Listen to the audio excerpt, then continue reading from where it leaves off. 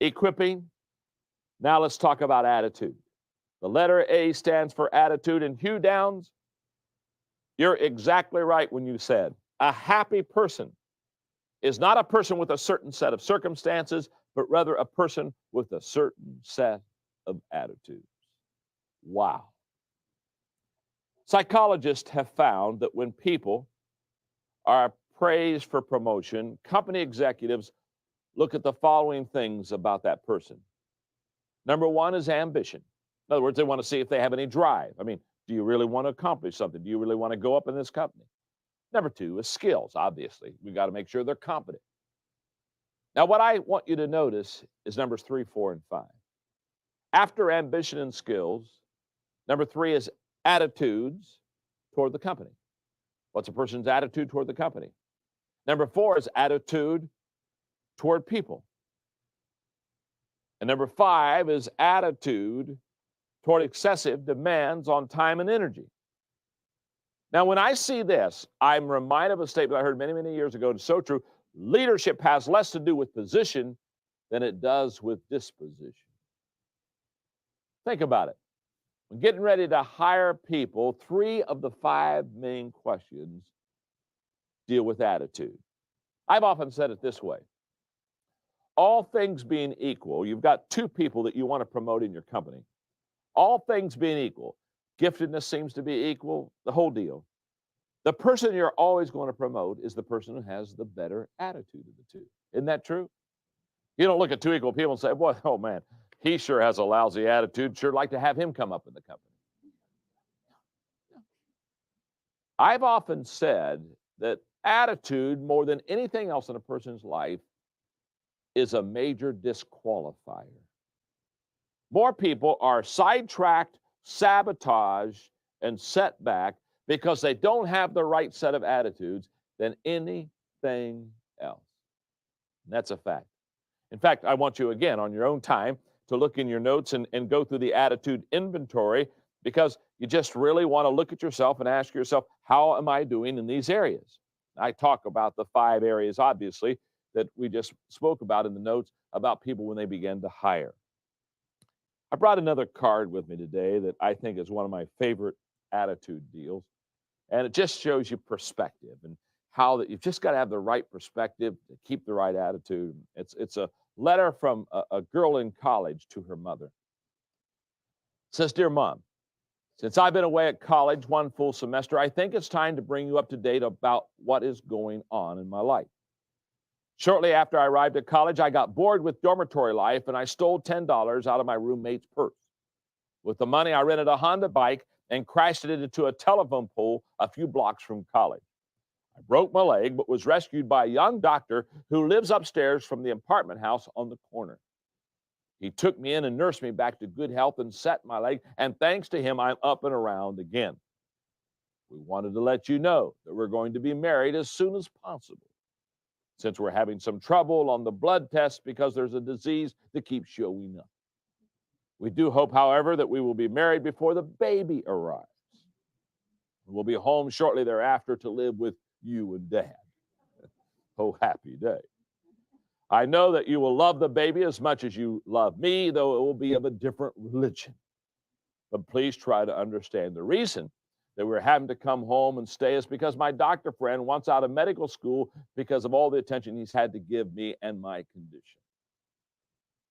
Really, Mom, I didn't steal $10 from my roommate's purse, or rent a Honda bike, or hit a telephone pole, or break my leg. I did not meet a young doctor of a different religion, nor are we going to be married. There is no disease or test or baby to worry about, and I won't be home to live with you and Dad, and he won't be either.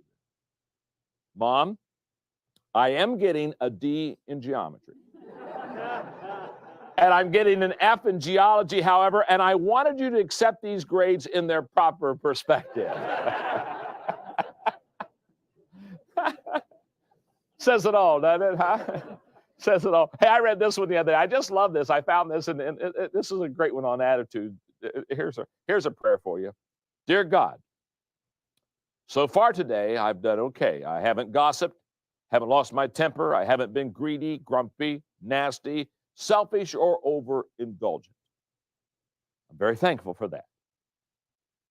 But in a few minutes, God, I'm going to get out of bed. And from then on, I'm probably going to need a lot more help. Isn't that true? Probably the only time our day really sometimes is the day that we really want it to be is when we're still in bed. And the moment that our feet hit the floor and we start running, it's a whole different deal. Well, that's true for all of us. And here's what I've discovered in your notes. Here's what I've discovered about our attitude. Number one, our attitude is a choice. Of all the things that I can say to you about your attitude, this one is the most important. Your attitude and my attitude, it's a choice. In other words, what I'm saying to you is very simple. The attitude I have right now, John Maxwell chose. It wasn't given to me by you. It wasn't given to me by my job. It wasn't given to me about where I live, what kind of car I drive, how well I feel today. I want you to understand the attitude I have right now is an attitude that I personally have chosen. Now, what I notice is in the audience, you're saying, that's true. It's really true. Now, let me apply it to you. The attitude you have right now, you've chosen. Hasn't been given to you by your spouse, hasn't given to you about how old you are, hasn't been given to you about where you live. The attitude you have right now is a choice. Now, the reason I really emphasize that and say it's the most important thing I can teach people about attitude is very simple. I run into adults who continually do not understand or buy into that. They somehow think that the attitude they have is because who they married, or the attitude they have is because of the job they don't like, or the place that they have to live, or the car that they've got to drive. And they constantly blame their attitude on something or someone else. My wife and I, Margaret, we were having a conference. This was many, many, many years ago. About 500 people were attending. We were in a Q&A period of time, and a wife, a spouse raised up her hand, and she looked at Margaret, and I don't know why she asked this question. It's kind of a weird question, but when you do Q&A, you get weird questions. She looked at me, she said, does John make you happy? I love the question, because I think I'm an awesome husband. I just could hardly wait for Margaret to tell her how I made her happy. Margaret looked right at her without any hesitation. She looked at me, and she said, no, he doesn't make me happy.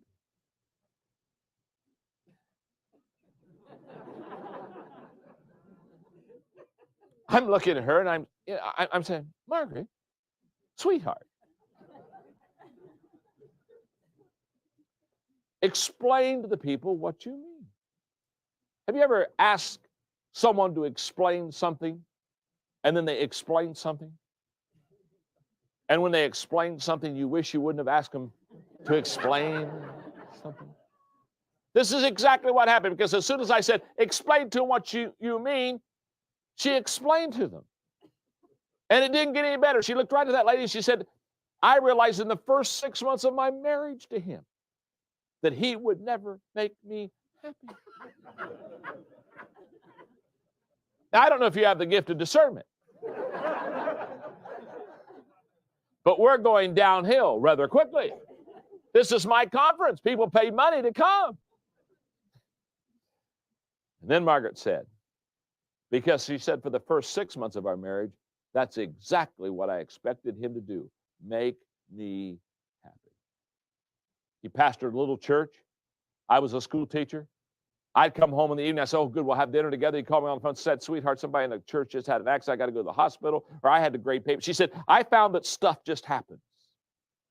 She said, for the first 6 months, I kept saying, John will make me happy. And I kept making him responsible for my happiness. She said, the greatest day of my life was the day that I woke up one morning and said, the only person that could make me happy is me. And then she said, from that time on, John has added immeasurably to my happiness. That was close. What was Margaret saying? Margaret was saying something that every one of you need to buy into. The only person that can make you happy is you. And the moment that you decide to be happy, I had a wonderful experience last week. I was with the St. Louis Rams football team, spoke to the team, spent some time with them, sat in the stands with some of the coach's wife, and I happened to be beside my friend Kim Matsko, who's John Matsko is one of the coaches of the St. Louis Rams and longtime friend. And they've moved around because being coaches, they've moved around to a lot of places. They've lived in a lot of different cities. And so I said, Kim, let me ask you a question. I said, where has been your favorite place to live? And she looked at me, I mean, just immediately, she looked at me and said, every place I've lived. She said, as a coach's wife, I realized I was going to live in a lot of different places, so I decided wherever I was, that would be my favorite place. Oh, my goodness. I run into people all the time. They have what I call destination disease. Well, if I just moved there and if I just lived there, then I'd get happy. Can I tell you something? Happiness isn't out there. Happiness is within yourself. And when I see those kind of people, I look at them, I want to say, no matter where you are, there you are.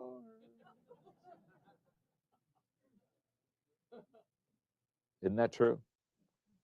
I want you to understand your attitude is a choice. That is a huge lesson that we all need to learn. It's like the guy that every day at work he'd complain. He'd reach into his lunchbox and he'd pull out a bologna sandwich.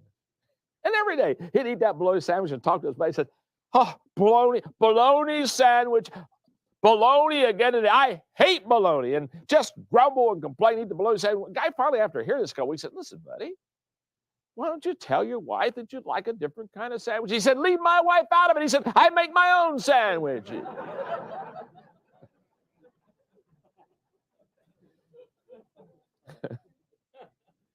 Like the mother was shopping with her daughter, and she was tired, her feet were tired, and she was all worn out. She wanted to go home. They stopped at one last shop, and she was really grumpy.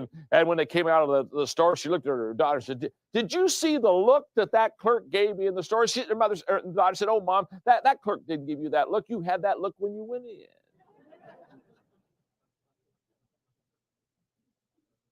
Your attitude's a choice. Understand it, my friends. The attitude you have at this moment, you have chosen. That's why, by the way, I never feel sorry for people that have bad attitudes.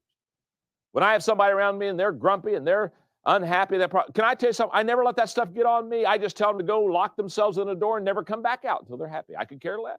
Stay in there the rest of your life. Oh, happy day. I don't allow people to jerk me around by their moods and all this other stuff that people have in their life, because your attitude is a choice. The second thing I want you to know is this. Our attitude determines our approach to life. This is just a fact. The attitude you have, the attitude I have, sets up how we approach our life and look at our day. That's a fact. Margaret and I, a few years ago, were in New Zealand. I was doing some conferences down that part of the world. And we got up in the morning, the first day in a hotel, and we both loved Diet Coke, and so we didn't have any Diet Coke, so we said, we got to go find some Diet Cokes and get our fix, get our caffeine, the whole process. So I put on the robe, and I go walking down the hallway of the hotel, and I can't find a place to get a Diet Coke. And finally, I see this door that says staff only. And I thought, I'll bet there's an ice machine in there and maybe even some Diet Coke machine. So I obviously raised my right hand, made myself a staff member, and walked right in. There was neither ice nor Diet Coke. And so I started to walk out, and when I turned around to go to the door I just walked out, it was for staff only. I looked, and there was a full-length mirror. And on that full-length mirror were these words, take a good look at yourself, because the way you look right now is what the customer is going to see. And I thought, oh my goodness, if every one of us every day would just take a good look at ourselves and understand our attitude determines our entire approach to life and how other people approach us in life. And number three, this is a tremendous truth about attitude. Our attitude can turn our problems into blessings. That's a fact. People that get divorced aren't people that have the greatest problems. People who quit their jobs aren't people who had the greatest problems. They're people that did not have an attitude to learn to cope with problems and failure, because it's our attitude that'll turn difficult times into better times. It's my favorite story. It's about the Canadian bird. I love this story. The bird watched all the other birds and would every year fly south with them, and the bird just got tired of the trip every year. One year he said, these winters in Canada can't be this bad. I'm going to stay up here this winter. So the Canadian bird determined that when all the other birds would fly south, he'd stay up in Canada, and sure enough, stayed there. And it got about the middle of November. One day it was a cold, drizzly, wet day.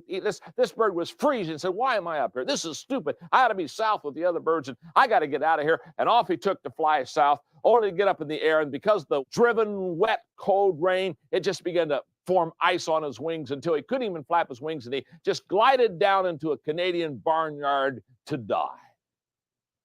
There as he laid on the ground, gasping for breath, realizing he was about to die. About that time, the cow cub is walking by, steps over that frozen Canadian bird and drops a plop right on him. This bird is so disgusted. I'm already dying. The last thing that happens to me is a plop gets dropped on me. Just disgusted, and all of a sudden said, it's warmer in here. And the ice began to melt and began to thaw out, and pretty soon the wings would move. And the bird said to himself, oh my goodness, I'm going to live. I'm going to live. And in fact, the bird was so happy that it just started singing underneath that plot. The barnyard cat came by and heard the singing underneath that plop and went over there and removed all that stuff off of that bird and saw the bird and ate the bird. 3 morals to that story. Number 1, everybody that drops a plop on you is not your enemy. If a person takes the plop off of you, it's not necessarily that they are your friend. And when somebody drops a plop on you, keep your mouth shut.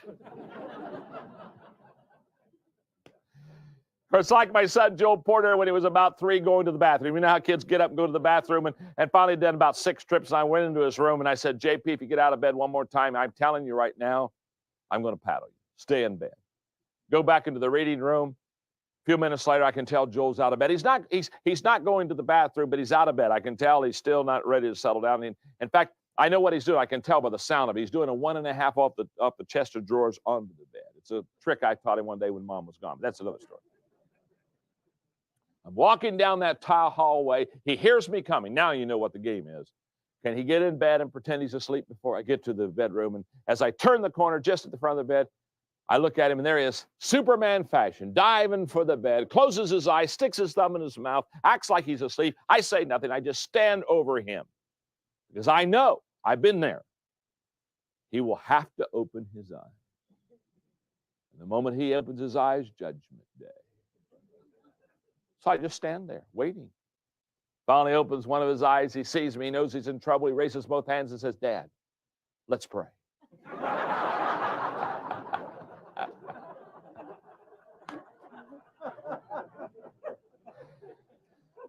You see, your attitude can turn problems into blessings.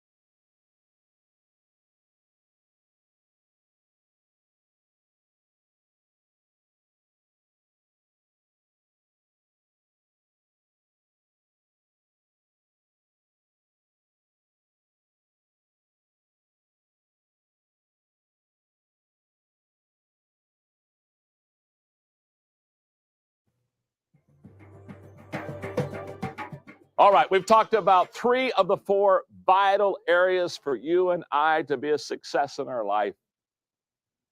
But there's one more. You see, it's not only my relationships, my ability to get along with people. It's not only my equipping or training of others that's going to help me to multiply the vision. It's not only my attitude that helps me overcome very difficult times. The letter L stands for leadership. Because what I have discovered is this a fact. Everything rises and falls on leadership. Your ability and my ability to lead others is absolutely essential for our success. Now, I love to play golf. And one of my favorite stories is a golf story, but it's also a wonderful leadership story. 2 guys get out on the first tee. They're not any good. In fact, they're terrible. In fact, they're really bad. They shouldn't even let them on the golf course, at least with clubs. Yeah, one guy's so bad. I mean, you know, he's instead of golf clubs in his bag, he should have things like a weed eater. You understand? So when the ball gets to the weeds, he can get the weeds, or a Johnson's power saw. I mean, get the picture. They're bad golfers. What first guy tees up, hits the ball, much to his surprise, the ball goes straight down the fairway. Now he's all excited. He has never seen his ball after he hit it. It's in the middle of the fairway. He looks at his buddy and talks excitingly as they walk down the fairway. He says, "Oh my goodness, I've never been here before." A couple hundred yards down, he not only sees his ball in the middle of the fairway, but much to his surprise, it has rolled up onto about a 4-inch anthill. He's in the middle of the fairway. His ball is teed up. He says, "This is of God." Grabs his 3-wood, swings as hard as he can swing. He misses the whole ball. Now, in that anthill were several thousand. He killed 5,000 ants. Miracle, a miracle. The anthill went from 4 inches to 2 inches, and the ball stayed on top of it. He looked at his buddy. He says, "Oh, my goodness, I got a second chance." Swings as hard as he can, misses the whole ball again. Kills 4,998 more ants. 2 ants are left. This is a true story. 2 ants are left. One ant says to the other, "I don't know about you, but if we're going to survive, we had better get on the ball."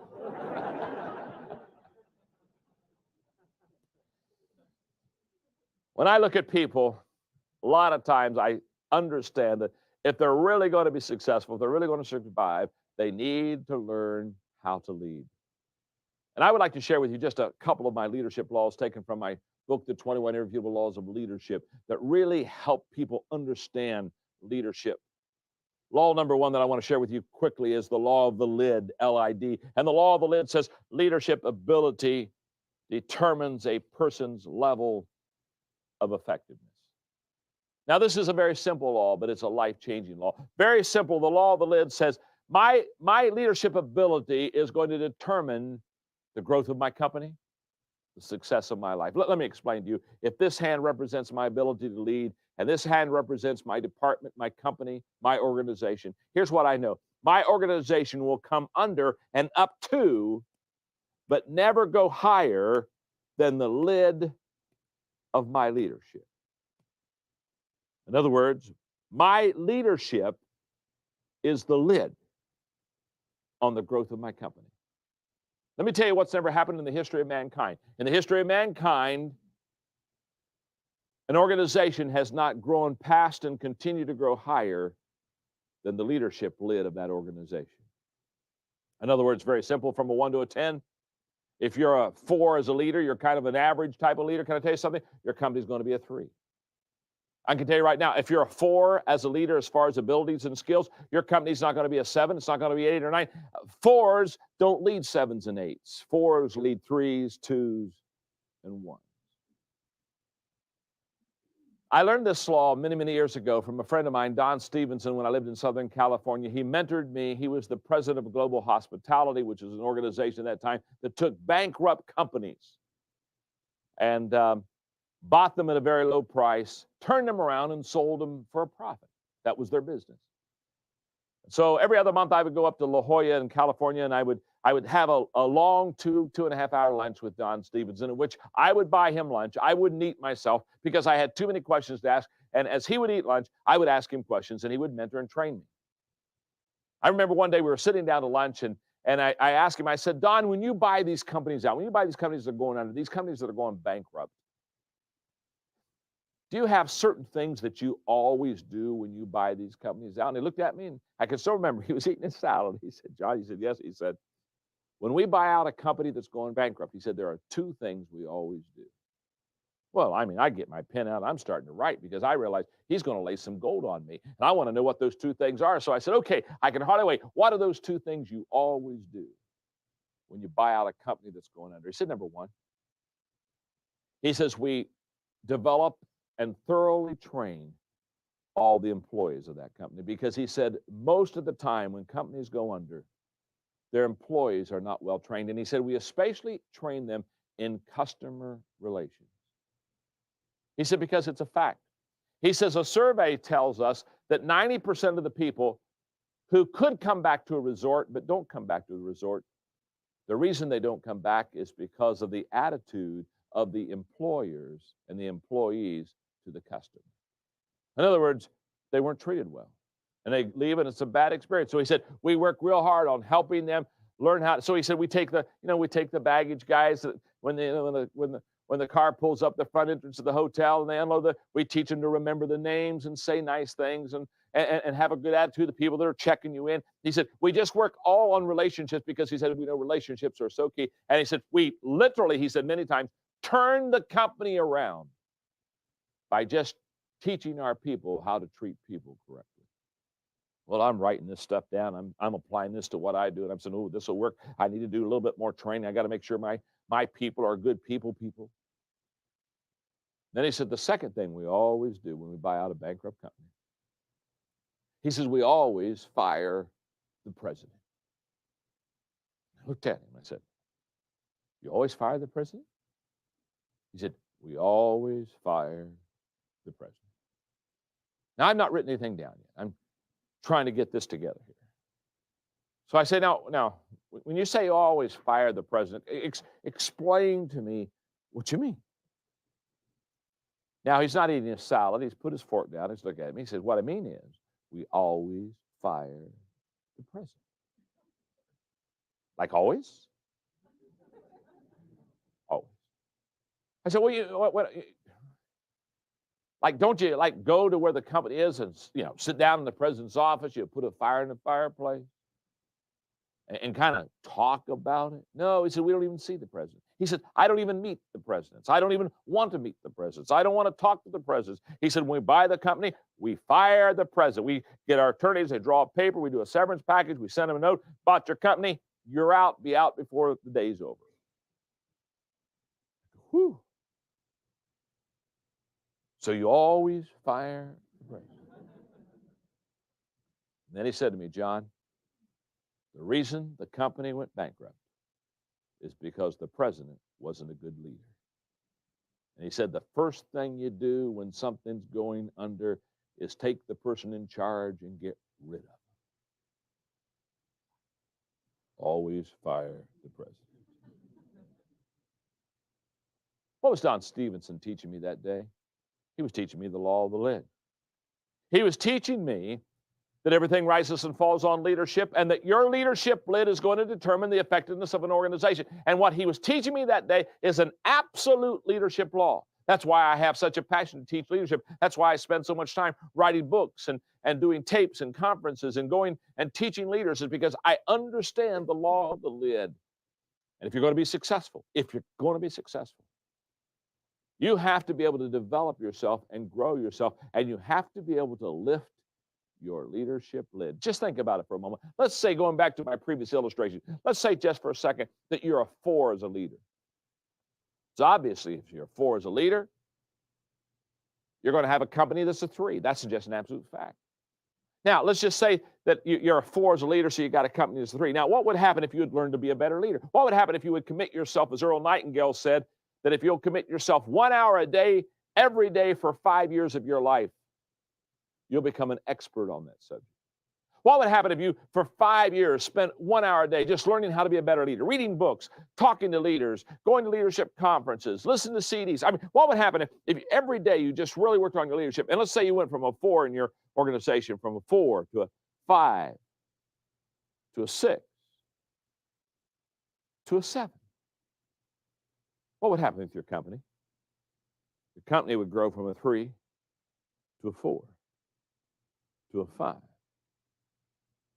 to a 6. You would double your company. You would double your company by just lifting up your lid of leadership. Now, that's why I have such a passion for it. Here's what I know.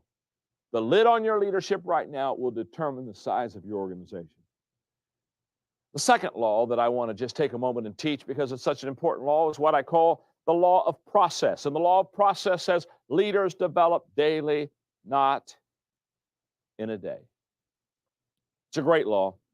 Basically, this law just says it takes time for you to become a better leader. One of the most popular questions asked me when I do leadership conferences is people raise their hand, they'll say, John, are leaders born? And whenever they ask me the question, are leaders born, I always give them the same answer. Of course they are.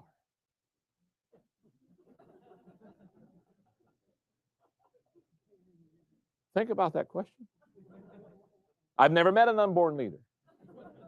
Hey, don't particularly want to either. Thank you very much.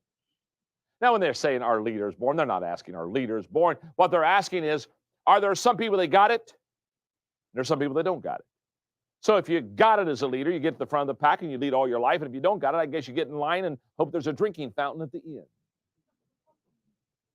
Now, obviously, there are people that are born with what I call leadership leanings. Of course there are. There are some people, just like there are people that are born with kind of a musical leaning. So, yes, there are people that have kind of a leadership bent to them when they're born. No question about that. We call them sometimes natural leaders. But what I've discovered is you can teach people to lead. That's an absolute fact. Again, the passion that I have. When I wrote a book many, many years ago called Developing the Leader Within You, I wrote the book because I realized that you can develop leaders and you can develop yourself. And that's the first person you should learn to lead is yourself. That you can grow as a leader. But here's what I want you to understand. It takes time. In fact, in your notes, I have a statement that I just think is huge. We overestimate the event and we underestimate the process. We overestimate what going to a leadership conference will do for us. We overestimate many times in our lives what one leadership book will do for us, or what one leadership lecture will do for us. And we kind of say, "Oh my goodness, I'm going to hear this leadership lecture. I'm going to read this leadership book, and this is going to make me a leader." And a lot of times we mistakenly buy into, "I'm just going to do this one thing, and it's going to help me just be huge." And we overestimate the event, and we underestimate the process. And I see it happen all the time. I see people come to my conferences and they come to a leadership conference and they say, "Oh my goodness, today I'm going to learn how to be a great leader." No. I discovered many years ago that events are good for decisions, but it takes the process to develop people. The development is in the process, not in the moment, not in the conference, not in the lecture, not just in the book, not in the tape. It takes a process.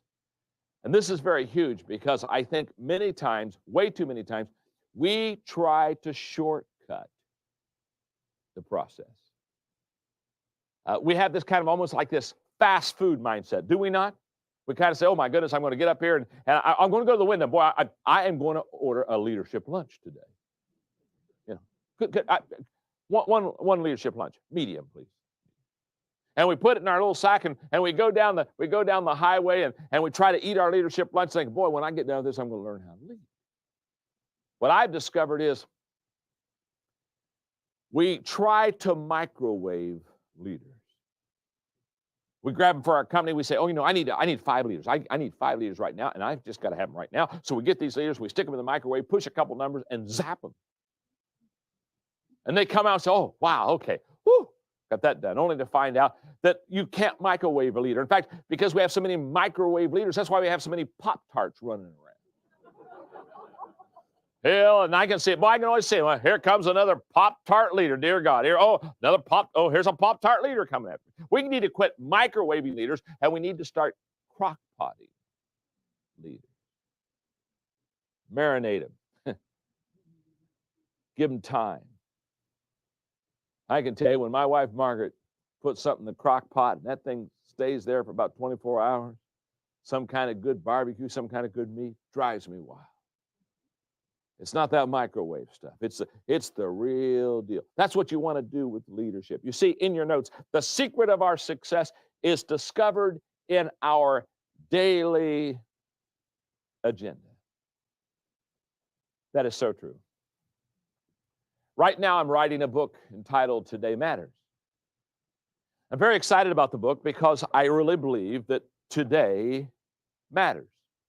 And basically in the book, I say that we over-exaggerate yesterday, which is really true.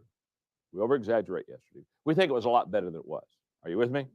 We just say, oh, the good old days. If I could, the good old days. We think our house we grew up in was bigger than it really was. Everything in the, yes, if I could, just yesterday. Yes. We over-exaggerate. Can I tell you something? The good old days weren't that good. Your memory is fading. I understand. I'm 56. I understand this. My wife and I worked together on this. She said one time, John, we're forgetting too much stuff. We have to have a plan. I said, what's our plan? She said, you remember who we are, and I'll remember where we're going.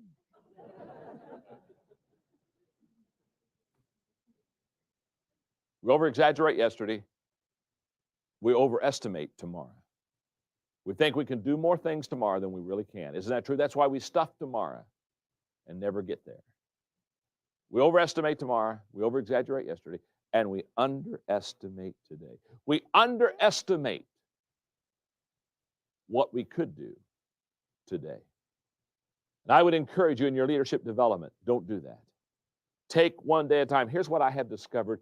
If we will take good care of today, trust me on this, tomorrow will take care of itself. Don't worry about tomorrow. Handle today. Now, what do leaders do? Kouzes and Posner have written what I would consider, probably my estimation, the greatest leadership book ever, entitled The Leadership Challenge. It's kind of like a leadership Bible to me, and I've read it many, many times, marked it, underlined it. These guys really did a lot of research. They understand leadership.